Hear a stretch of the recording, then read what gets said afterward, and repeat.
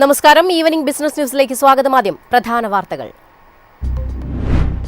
ഇന്ത്യയുടെ ഉൽപാദന വളർച്ച ഇടിവിൽ 2 വർഷത്തെ ഏറ്റവും താഴ്ന്ന നിലയിലെന്ന് S&P ഗ്ലോബൽ.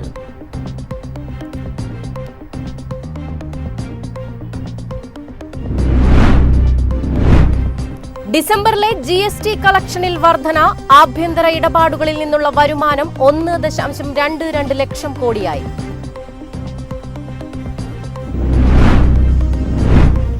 ഇന്ത്യയുടെ ധനക്കമ്മി വർദ്ധിച്ചതായി യൂണിയൻ ബാങ്ക്. ഏപ്രിൽ നവംബർ കാലയളവിൽ ധനക്കമ്മി 15.4% വർദ്ധിച്ച് 9.77 ലക്ഷം കോടിയായി.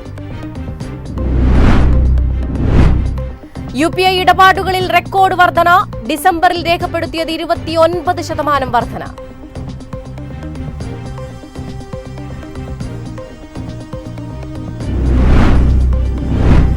ഇലക്ട്രോണിക്സ് ഘടകങ്ങളുടെ നിർമ്മാണ പദ്ധതിക്ക് അംഗീകാരം. 41,863 കോടി രൂപയുടെ പദ്ധതിക്കാണ് അനുമതി നൽകിയത്.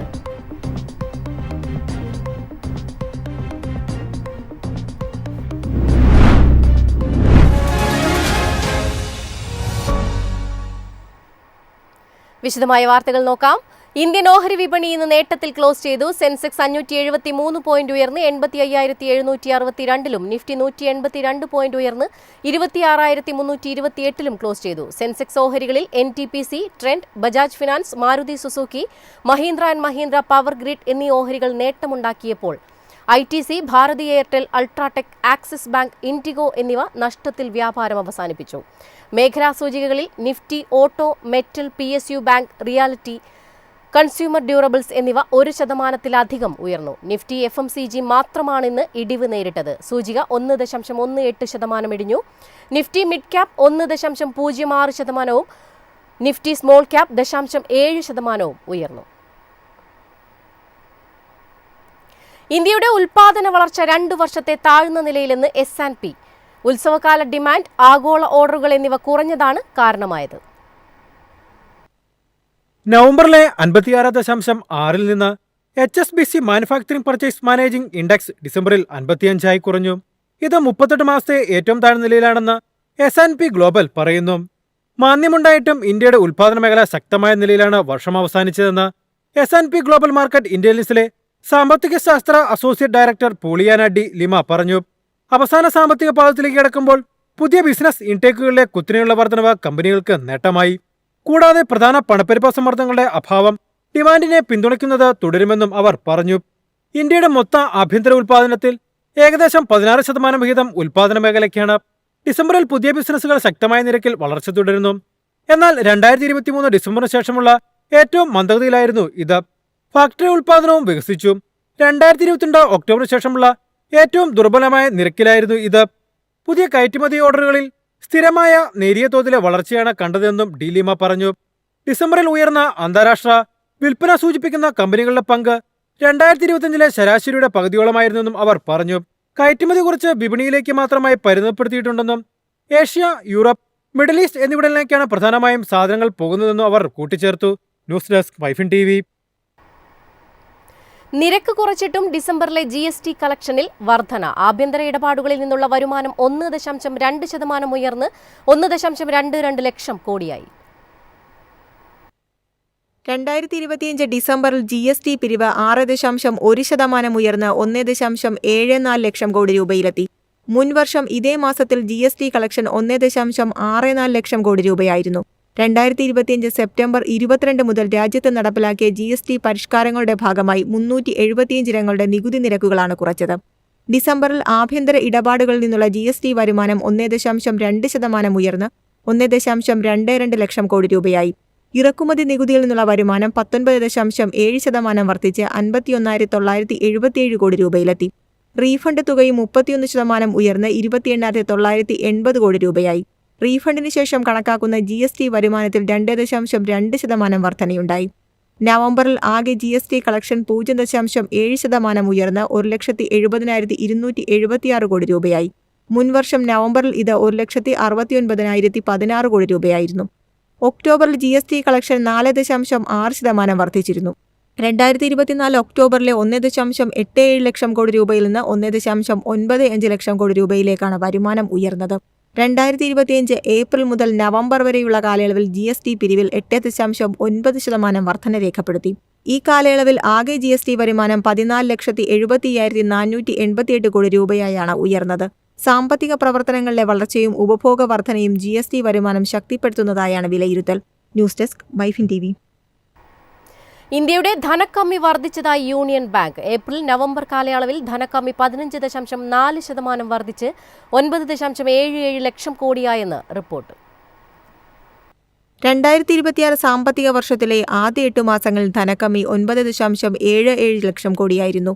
ഇത് ബജറ്റ് എസ്റ്റിമേറ്റിന്റെ 62%. കഴിഞ്ഞ വർഷം ഇതേ കാലയളവിൽ 8.47 ലക്ഷം കോടിയായിരുന്നു ധനക്കമ്മി. ഇത് വാർഷികാടിസ്ഥാനത്തിൽ 15.4% വർധനവ് കാണിക്കുന്നു.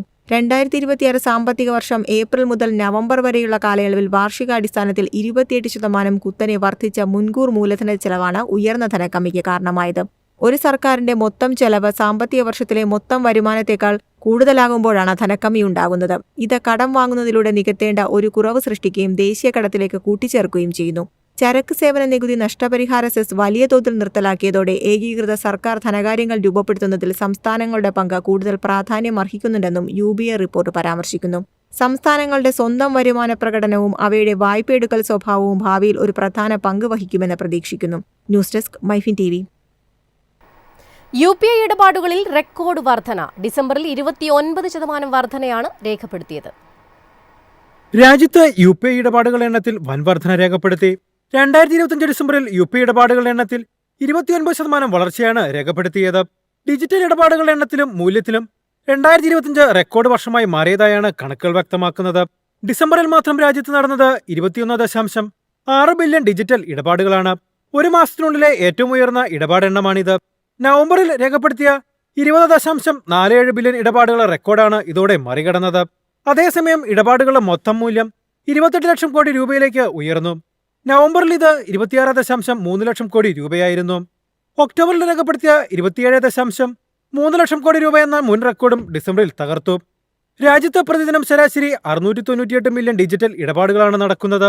ഓരോ ഇടപാടിന്റെയും ശരാശരി മൂല്യം 1293 രൂപയാണെന്നും കണക്കുകൾ വ്യക്തമാക്കുന്നു. ചെറിയ തുകയ്ക്കുള്ള ഇടപാടുകളിലും UPI ഉപയോഗം വ്യാപകമായതും ഈ വളർച്ചയ്ക്ക് കാരണമായി. ഡിജിറ്റൽ ഇടപാടുകളുടെ എണ്ണത്തിൽ 2025 പൂർണ്ണമായും റെക്കോർഡ് വർഷമായി മാറി. 2024 ആകെ ഡിജിറ്റൽ ഇടപാടുകൾ 172.2 ബില്യൺ ആയിരുന്നുവെങ്കിൽ 2025 ഇത് 228.3 ബില്യണായി ഉയർന്നു. അതേസമയം ഇടപാടുകളുടെ മൂല്യം 246.8 ലക്ഷം കോടി രൂപയിൽ നിന്ന് 299.7 ലക്ഷം കോടി രൂപയിലേക്കും ഉയർന്നിട്ടുണ്ട്.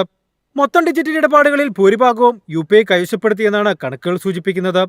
തത്സമയ ഇടപാടുകളിലെ വേഗതയും ഉപയോഗ സൗകര്യവുമാണ് UPIയെ കൂടുതൽ ജനപ്രിയമാക്കുന്നത്. ഗ്രാമീണ മേഖലയിലെ കടകൾ, ഫാർമസികൾ, ഗതാഗത കേന്ദ്രങ്ങൾ, വിപണികൾ എന്നിവിടങ്ങളിലെ QR കോഡ് സൗകര്യങ്ങളുടെ വ്യാപനവും ഈ വർധനവിന് പ്രധാന കാരണങ്ങളിൽ ഒന്നാണെന്നാണ് വിലയിരുത്തപ്പെടുന്നത്. News desk MyFin TV.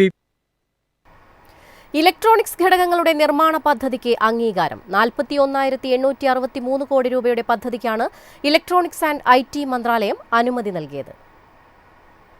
Electronics components manufacturing scheme പ്രകാരം 22 പുതിയ നിർദ്ദേശങ്ങൾ അംഗീകരിച്ചതായി ഇലക്ട്രോണിക്സ് ആൻഡ് IT മന്ത്രാലയം അറിയിച്ചു.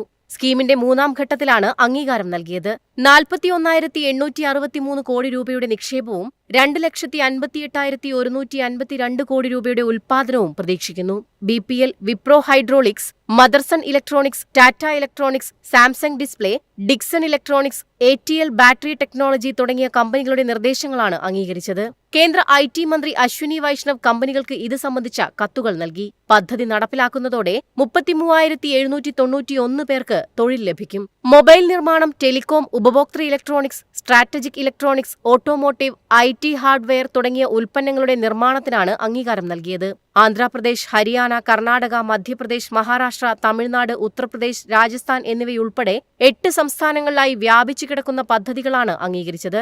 ആഭ്യന്തര വിതരണ ശൃംഖലകളെ ഗണ്യമായി ശക്തിപ്പെടുത്തുക, നിർണായക ഇലക്ട്രോണിക് ഘടകങ്ങളുടെ ഇറക്കുമതി ആശ്രിതത്വം കുറയ്ക്കുക, ഇന്ത്യൻ ഇലക്ട്രോണിക്സ് മേഖലയുടെ വളർച്ചയെ പിന്തുണയ്ക്കുക എന്നിവയാണ് സർക്കാർ ലക്ഷ്യമിടുന്നത്. News desk MyFin TV. ഇന്നത്തെ സ്വർണം വെള്ളി നിരക്കുകൾ. സംസ്ഥാനത്ത് സ്വർണ്ണവിലയിൽ വർധന. ഗ്രാമിന് 105 രൂപയും പവന് 840 രൂപയുമാണ് കൂടിയത്. ഇതോടെ സ്വർണം ഗ്രാമിന് 12,485 രൂപയും പവന് 99,880 രൂപയുമായി. 18 കാരറ്റ് സ്വർണ്ണവിലയിലും വർധന രേഖപ്പെടുത്തി. ഗ്രാമിന് 85 രൂപ കൂടി 10,265 രൂപയായി. വെള്ളിവിലയും വർദ്ധിച്ചു. ഗ്രാമിന് 4 രൂപ ഉയർന്ന് 247 രൂപയിലാണ് വ്യാപാരം. ഇന്ത്യയുടെ ഉൽപാദന വളർച്ച ഇടിവിൽ. 2 വർഷത്തെ ഏറ്റവും താഴ്ന്ന നിലയിലെന്ന് S&P ഗ്ലോബൽ.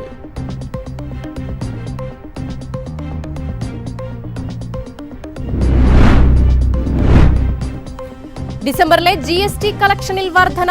ആഭ്യന്തര ഇടപാടുകളിൽ നിന്നുള്ള വരുമാനം 1.22 ലക്ഷം കോടിയായി.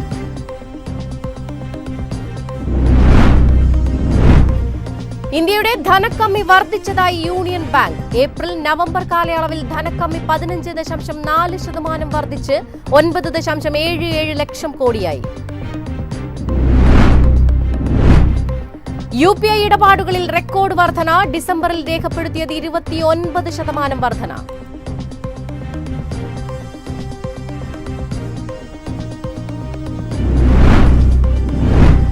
ഇലക്ട്രോണിക്സ് ഘടകങ്ങളുടെ നിർമ്മാണ പദ്ധതിക്ക് അംഗീകാരം. 41,863 കോടി രൂപയുടെ പദ്ധതിക്കാണ് അനുമതി നൽകിയത്.